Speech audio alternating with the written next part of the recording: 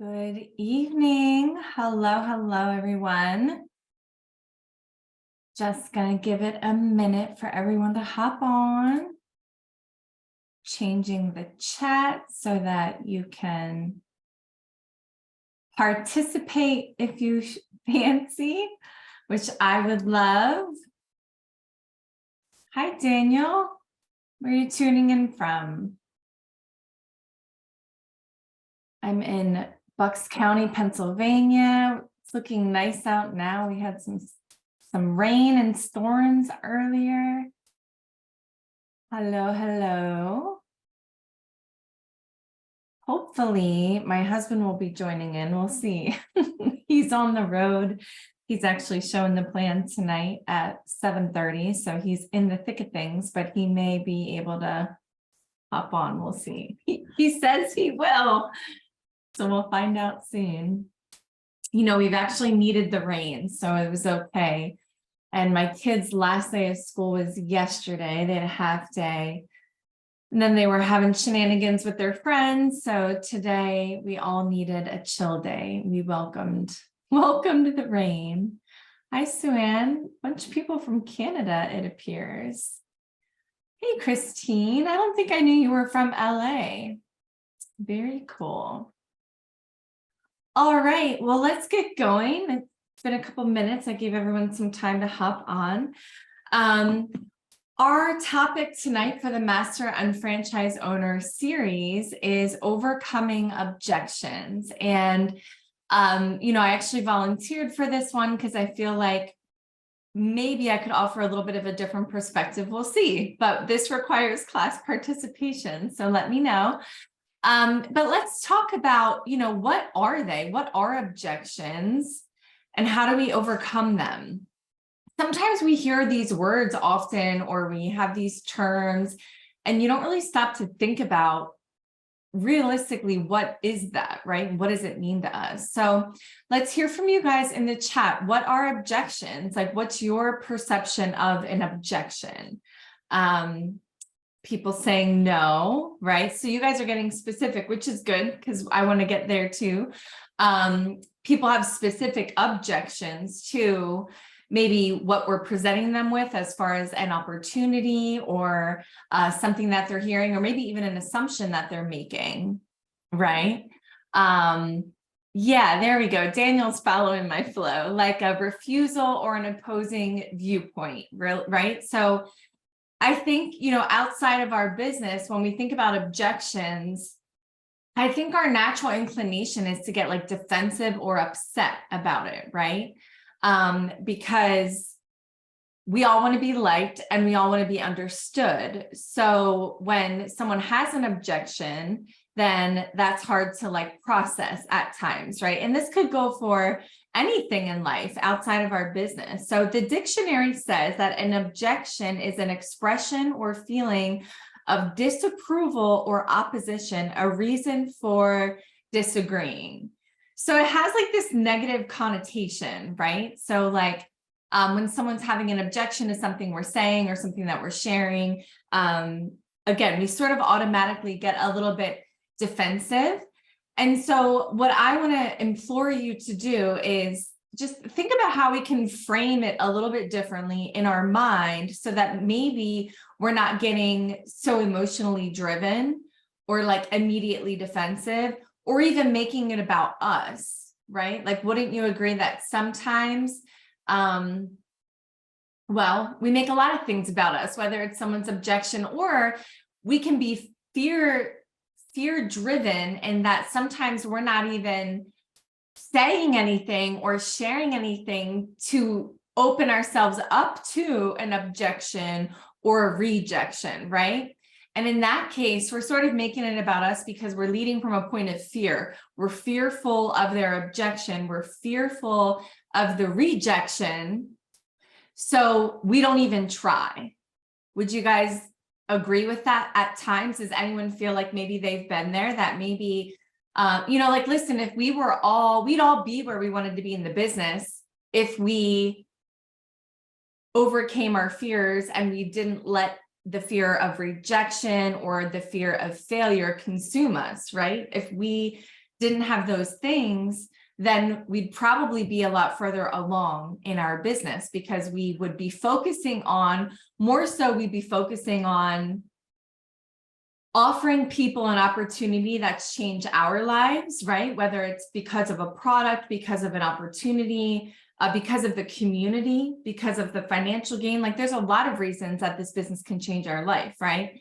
And so one may say the primary reason that we're not sharing this with more people is because of our fear of rejection, or fear of getting these objections, or an insecurity of not knowing how to handle the objection. So that's kind of what I want to dig into.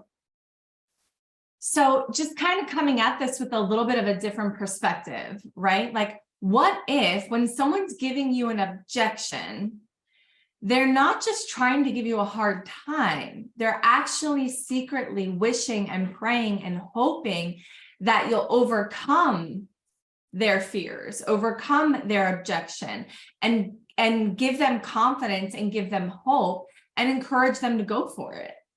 You know, like, what if, right? So let's focus on that, because sometimes objections aren't bad, right? I think we have this feeling that the business is difficult and it can be hard because we have to deal with this rejection and we have to deal with these objections.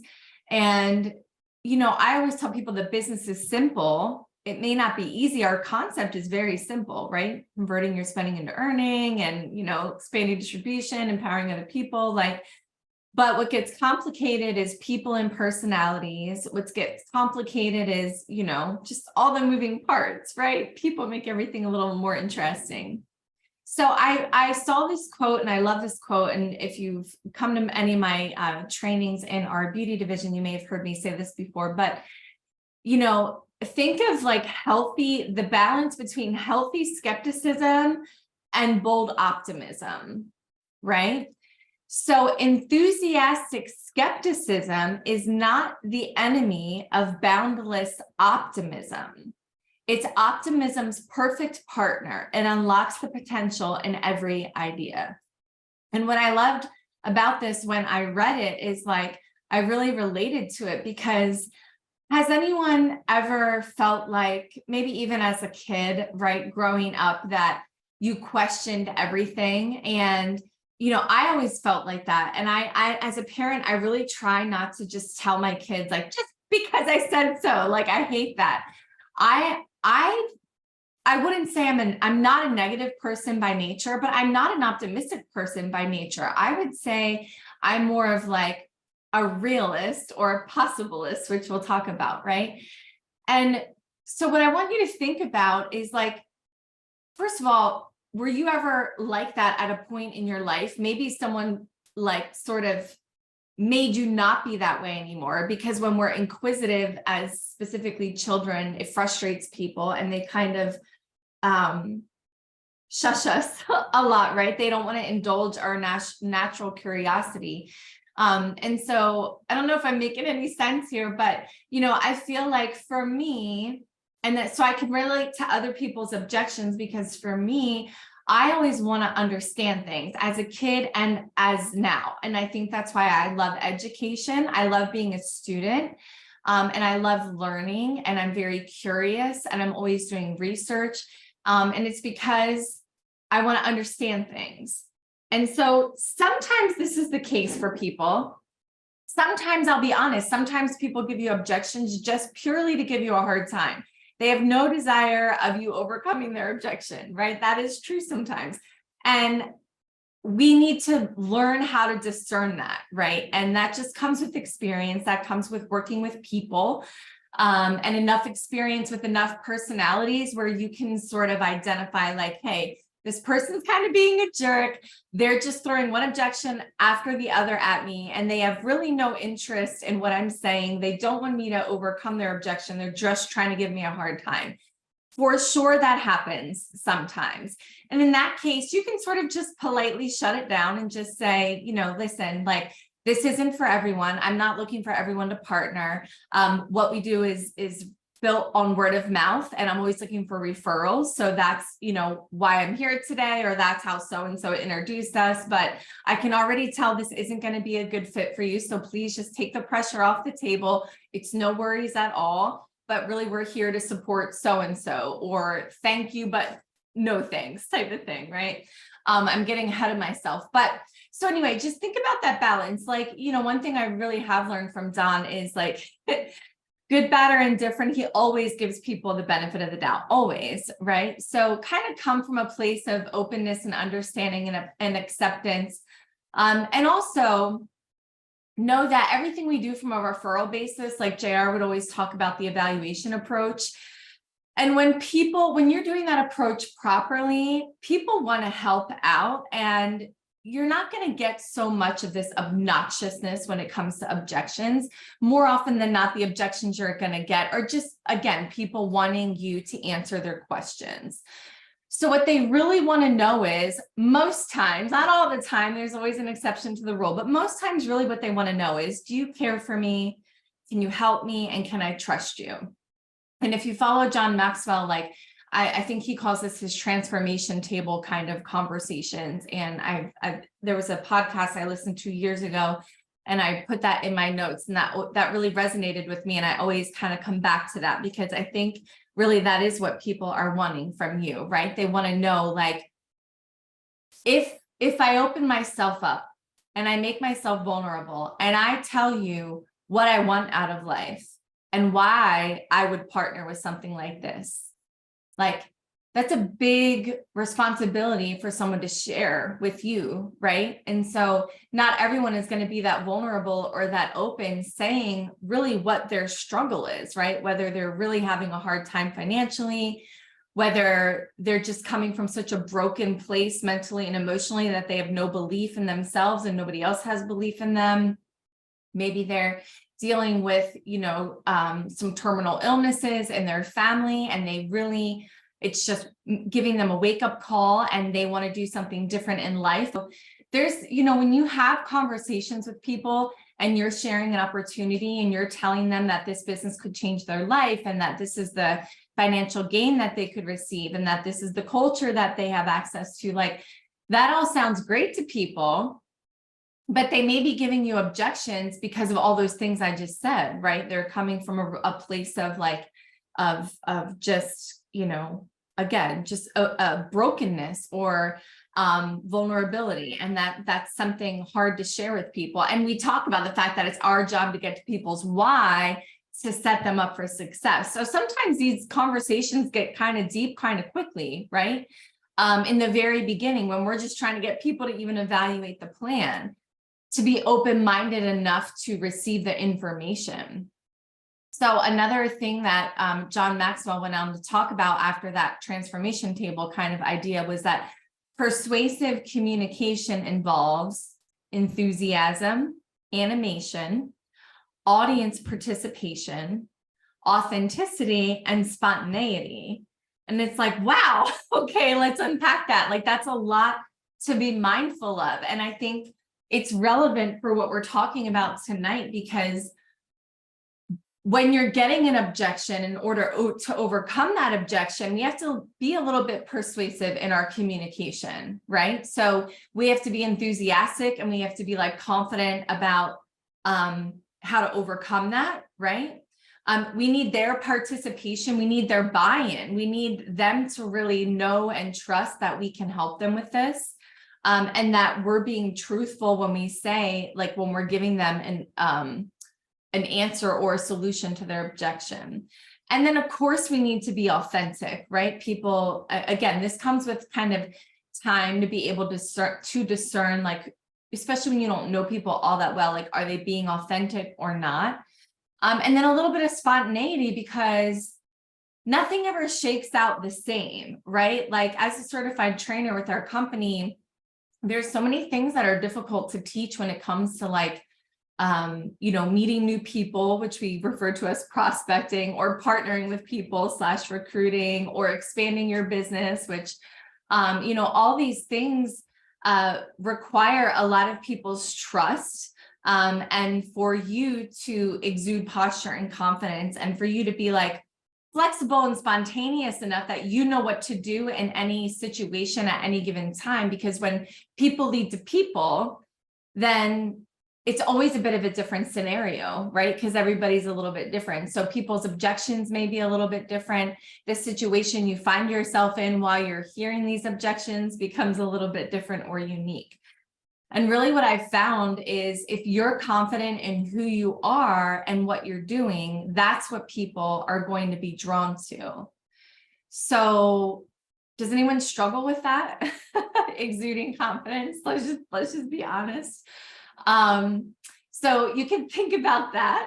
And let's think about like, well, how can we help each other to be more confident, right?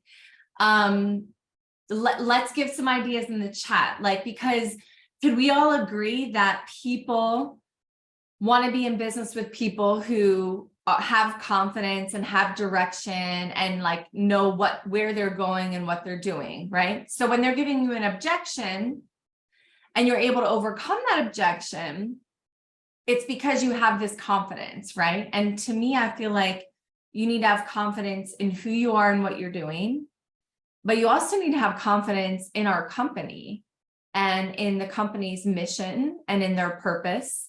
And I think, I've been partnered with this company a long time. I've been full-time building my business for 15 years, and I've been partnered for 20. So it's a long time, right? So I've experienced a lot. And I will tell you, the biggest thing that this company gave me is like a love for self-development. And I've really learned a lot about people and how to read a room and how to connect with people. But that's all because I've made a commitment pretty much every single day. There are days that I miss, but most every single day I'm reading a book and or listening to an audio on self-development. So that's like, building confidence in you is an inside job. You're going to need to invest time and energy into you, right? And I agree, Daniel, people do find out real quick, like if you're confident in what you're doing or not. So if you're feeling like you're struggling with that, which everybody does from time to time, and also from sort of maybe situation to situation, or what's the word? Like just even like opportunity or topic. Like you might be really super confident in, maybe you're an accountant and you're super confident that you can like, clean up any Excel spreadsheet and make the numbers make sense and read a story behind the numbers. Maybe you're really confident in that, in like what you do as a profession. Or maybe you're really confident in your relationship or with your significant other or with your kids or with your friends. You feel like you're a really good friend or a really good parent or a really good son or daughter. Like we have confidence in certain things in our life. It's probably rare that we have confidence in all the different parts of life that we require. But again, it's a learned skill, right? So in this business, my biggest suggestion to you to have success in overcoming objections and connecting with people and helping them get to the next level, whatever that may be for them at that time, they need to know, like, and trust you. And in order to know, like, and trust you, you need to like yourself first and foremost, right?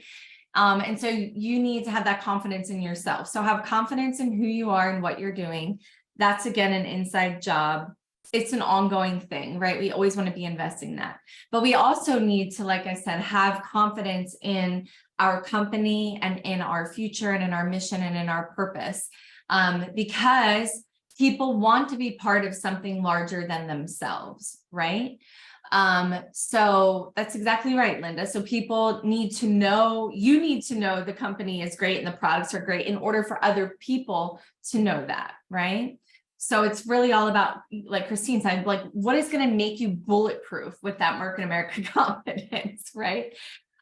Showing up to things like tonight is a great start. Going to all of the corporate events, like our upcoming international convention, our icon event, for sure that makes you bulletproof because you're going to see and hear from other people. That's going to give you belief that you can do it too. And you're going to also see and hear from the lifeblood of the company, from the, the leadership team and the people that are behind the scenes making things go, and from the internal and external teams that are projecting our future as an organization and as a company, right?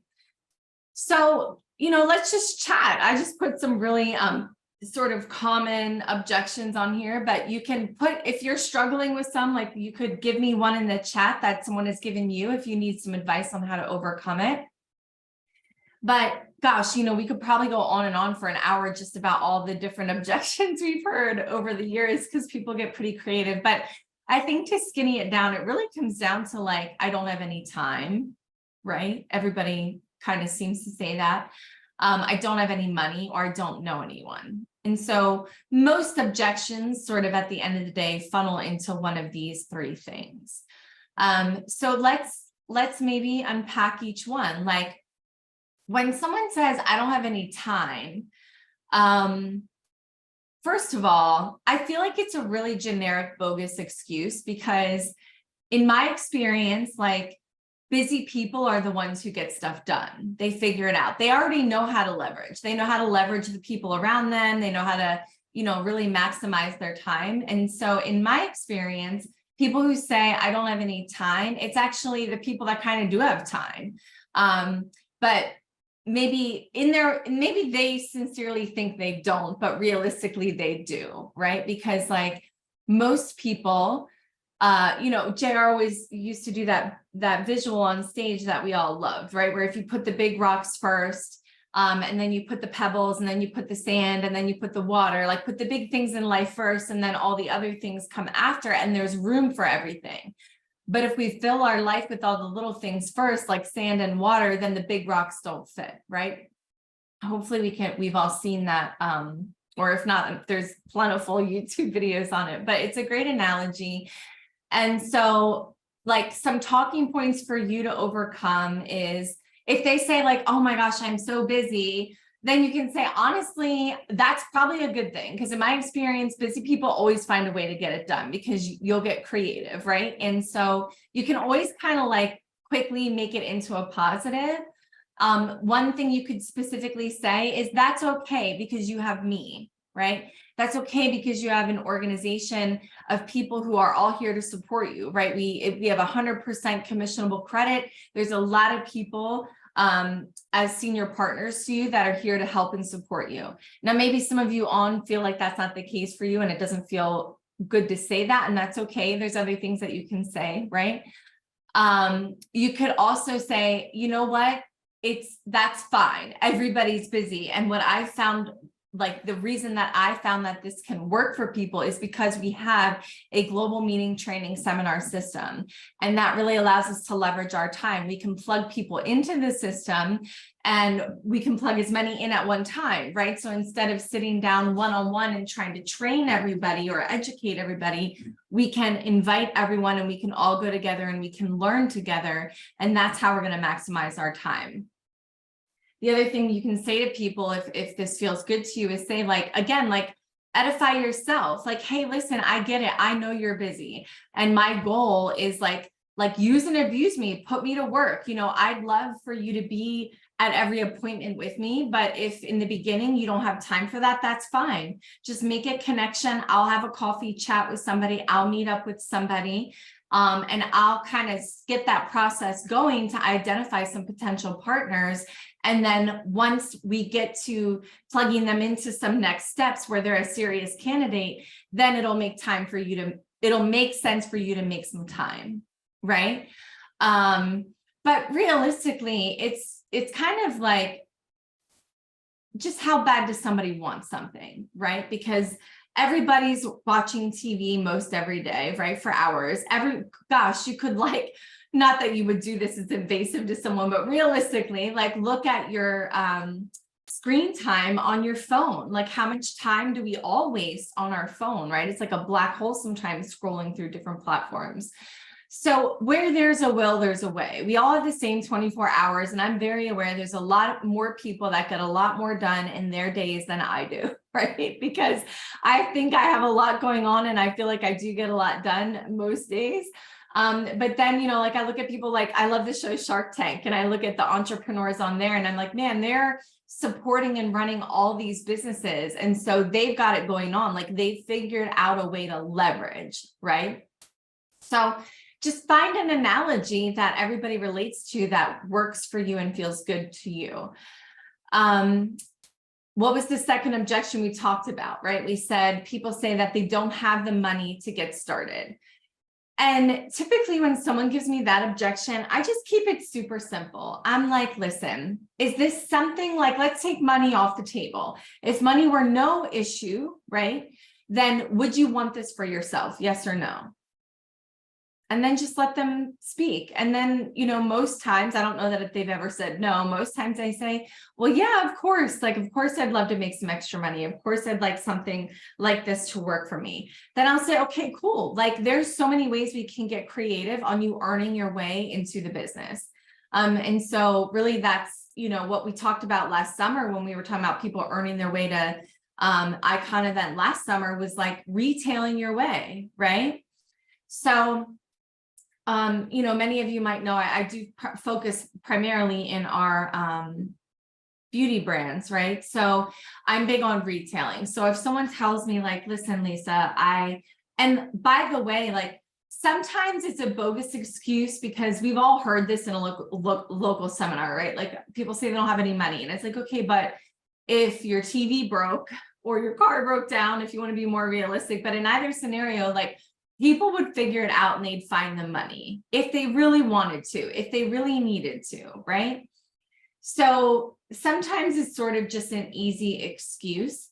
But I will say I'm very sensitive to this for people right now because it is really tough. We've all, you know, all of us, our money is going a lot less of a way than it used to, right? Everything's more expensive. So you do want to be sensitive to people and you want to have empathy and you don't want to get accusational, or it's a very personal thing, finances, right? So you don't want to like get up all in their business and try to make judgment on where they're spending their money or how they're spending their money. So that's why I just say, listen, like just humor me. Let's just take financial stuff off the table. Like, is this something you'd want to do? Yes or no?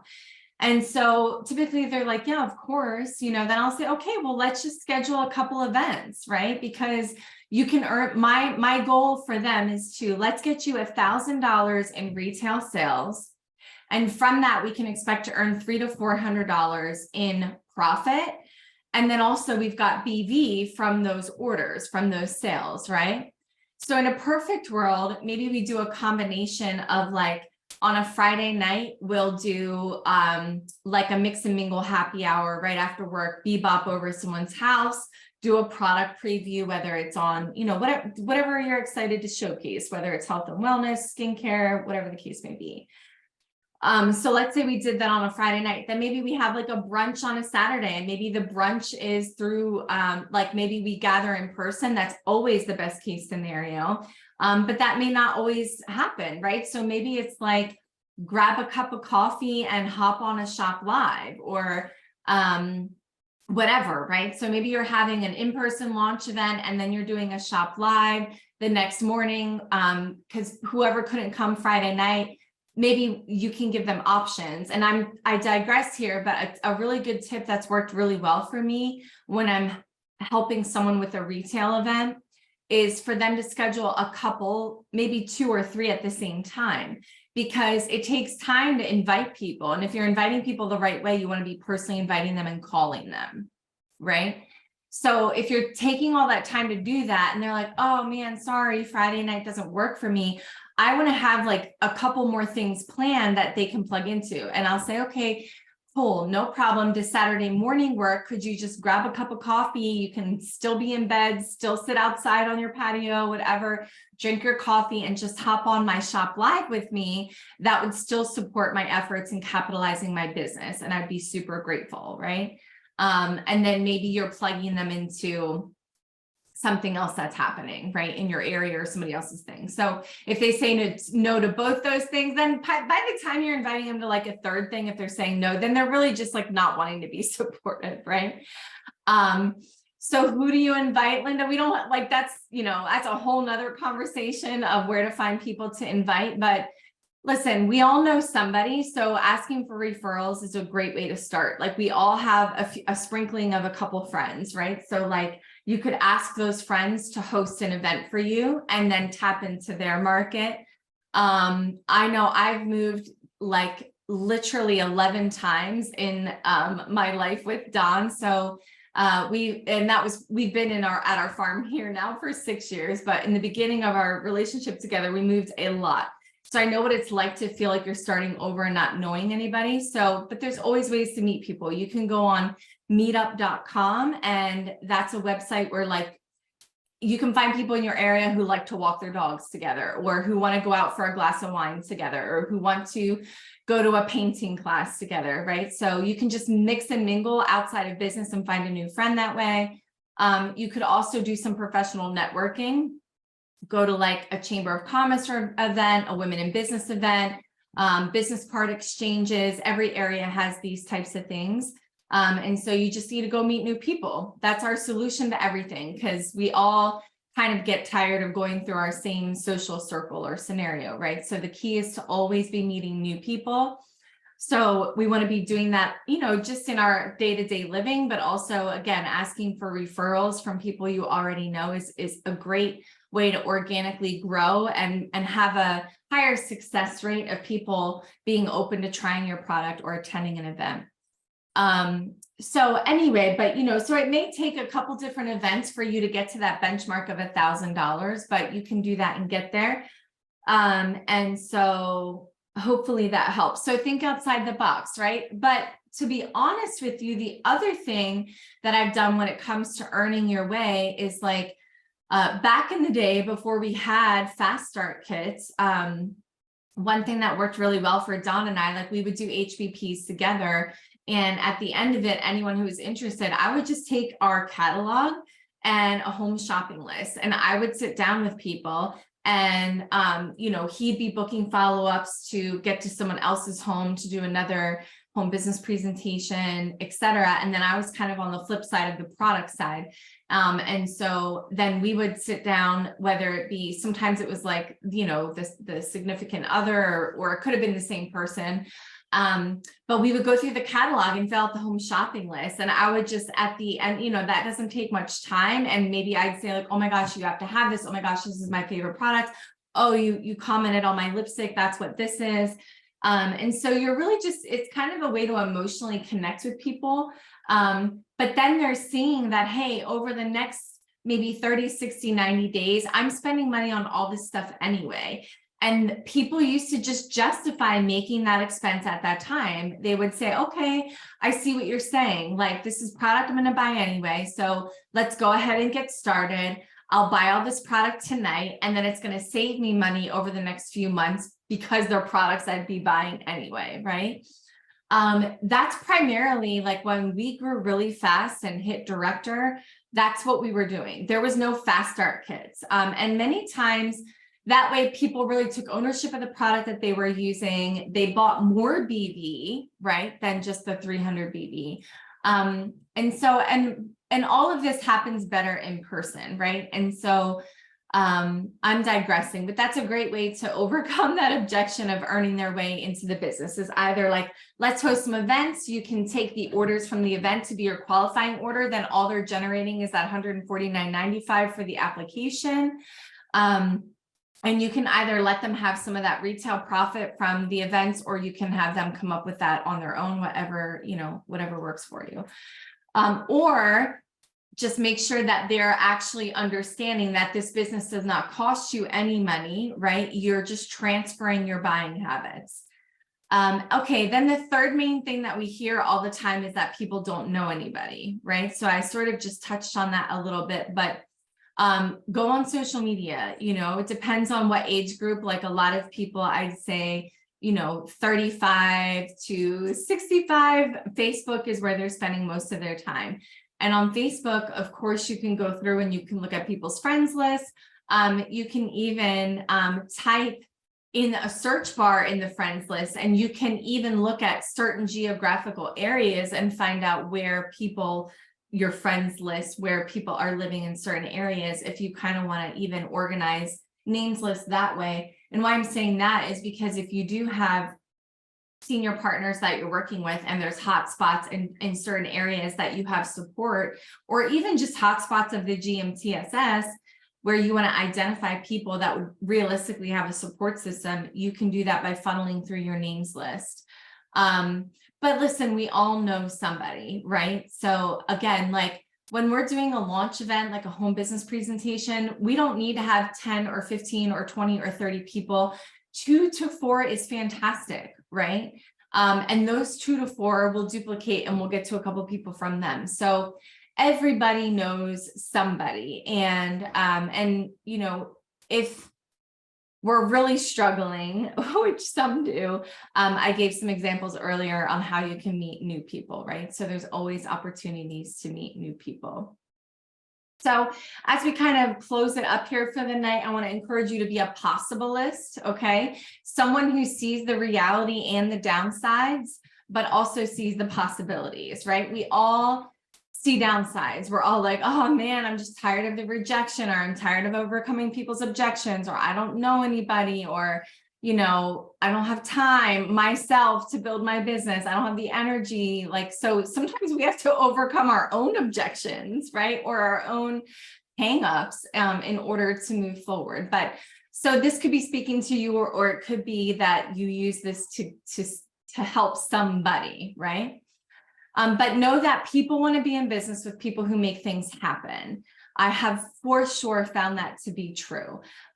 You want to create a sense of urgency. You want to act quickly. If someone is interested, don't be waiting days or weeks to follow up with them. You need to do that quickly.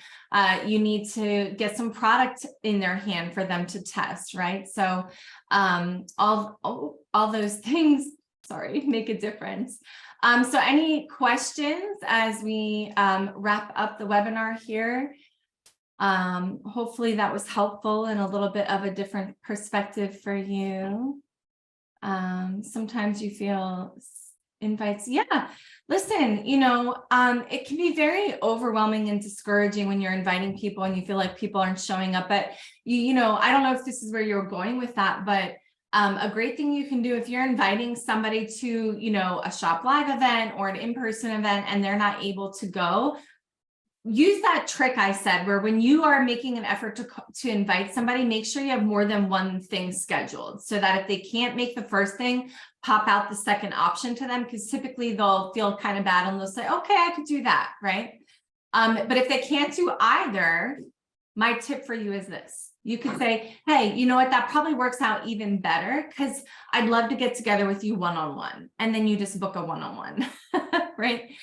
So Melissa, products for them to try, anything in our trial size marketing is a great idea. In fact, wait, that wasn't as easy as I was thinking, but I have a whole basket. I have a basket right here to show you.